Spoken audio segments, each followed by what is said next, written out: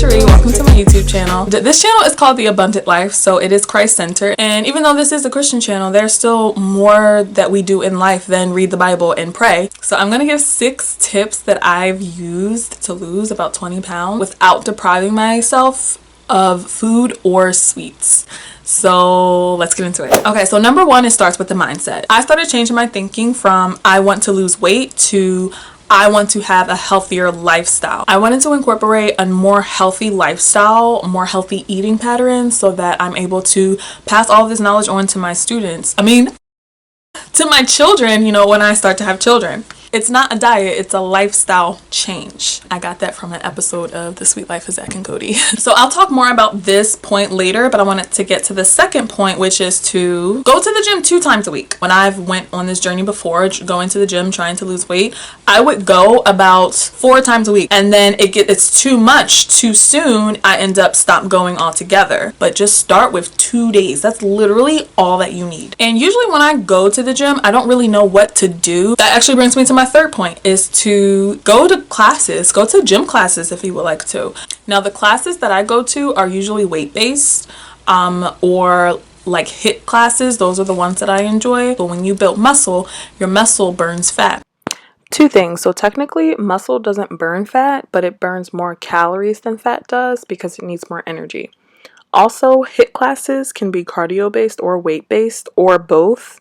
And the ones that I go to are both, so I end up building muscle. That will be all. Number 4 is eating habits. So both are important. Working out and eating, they both will contribute to your weight loss or weight gain. So the first thing I do is I meal prep. You want to have 4 components in your meal. You want to have a protein, a vegetable, you want to have a carb, a healthy carb, and you want to have fat, a healthy fat. It doesn't have to be perfect every time either, but when I think about my meals, that's what I think about to make sure that I'm getting all of my nutrients that I need. So when I cook for the work week, that's what I usually eat during the week. And then on the weekends, it's just kind of up in the air. I'm just like, okay, maybe I'm going out. Maybe I am going to Wendy's. Maybe I am, just buying a frozen meal and eating that. Maybe I am getting pizza, you know what I mean? So during the weekends, I usually let myself be a little bit more lenient with the meals that I'm eating. But during the week, I do try to stick to my meal preps and eating clean, which brings me to my next point of substituting, not eliminating. And let me explain what I mean. A lot of times when I would try to eat clean in the past, I would just delete it. Just like, okay, I'm going to get rid of sugar. I'm going to get rid of carbs. I'm going to get rid of sweets. And then when I crave it, I don't have anything to go to. So now every time I crave something salty, I actually stopped eating chips. And that doesn't mean I never have chips, but chips isn't something that I will keep on hand. When I say keep on hand, I mean when I go grocery shopping, I don't buy things just in case I want it later. I'll buy the healthy alternatives, and if I really do want a special treat, then I'll go out and get it. But I'm not going to keep it at the house just in case, because I'm just going to be setting myself up because I know I'm going to eat it.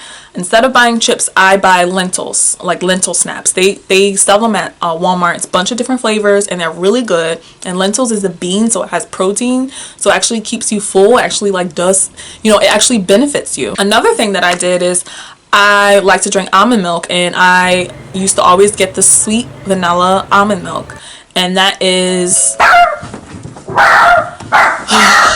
That really stressed her out. Where was I? Sweet vanilla almond milk, and it's 80 calories per cup. Now I'm going to talk a little bit about calories, but I substituted the sweet vanilla almond milk for unsweet vanilla almond milk, which is 30 calories a cup. So for example, say if the quart has 8 cups, and I usually drink a quart every 2 weeks. If I buy the 80 calorie sweet vanilla milk, that will be about 640 calories that I'm consuming in just the milk. But if I buy the unsweet vanilla milk, that'll be about 240 calories that I'm drinking just in milk. So even though it's about a 400 difference in the calories, but if you're doing that everywhere, if you're substituting your milk, you're substituting chickpeas instead of pasta, that is my thing. If you substitute lentils and popcorn instead of like chips, substitute salsa instead of ketchup. Those little adjustments that you make, those little substitutions, that helps you tremendously. You'll end up not eating like a whole day's worth of calorie, a whole couple days worth of calories, and you'll end up getting into that calorie deficit, which is what your body needs. You have to have a calorie deficit so you can burn the fat. You have to burn more than you consume. I have a mean sweet tooth. I started to do, instead of just buying like whole packs of candy, and instead of me getting a whole bag of lollipops, I'll go to Dollar General and I'll get one of those big lollipops, but I'll just get one. So I'm not really saying no, I can't have sweets, but I'm just managing it and I'm substituting things. And I do the same thing with chocolate. Instead of getting a family size chocolate, but you can even do the, the small like paper packets instead of getting the family size. If you eat a gallon of ice cream a week, move to a half a gallon, move to a pint size, go to Rita's, just get one cone. Like that's substitutions. So then eventually it'll get a little bit smaller, a little bit smaller, a little bit smaller, and then all of a sudden it's just every once in a while, and you're not having this habit of eating so much, but you can just get a little bit just to satisfy your craving. I hope that these tips were helpful. Remember to be nice to yourself, allow yourself to make mistakes, give yourself wiggle room. It's going to take time, and don't even say, oh, I messed up. Just say, okay, I had a donut, so what? I'm going to keep going on my health journey. I'm going to keep going to the gym twice a week.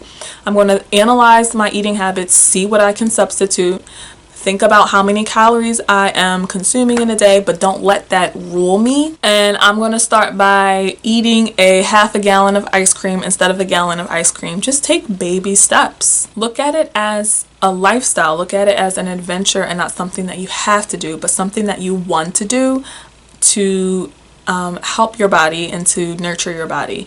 And one thing that I also want to say is your eating habits, they really do have an impact on your energy. And this is really what helps me with my depression, is paying attention to my eating habits. And if I say to myself, okay, I'm going to go to Wendy's and it's 12 o'clock, I might be tired for the rest of the day. I might not get anything done. So I'll say to myself, you know what? I actually don't want that, because I don't want to feel tired. I don't want to be unmotivated. I have a lot that I want to do today. So I am going to eat so that I can have energy to do what I need to do. Eating clean will also help you when you're in your gym, when you go to the gym, or when you do work out. And also, working out doesn't have to be in the form of going to the gym. It can be in the form of dance. It can be in the form of hiking. You can go on walks. You can go to the park. You can go swimming. You can skate. It doesn't necessarily have to be you lifting weights. And remember that little progress is progress. I hope this video was helpful. Remember that I'm here for you. I love you, and I'm praying for you. Bye.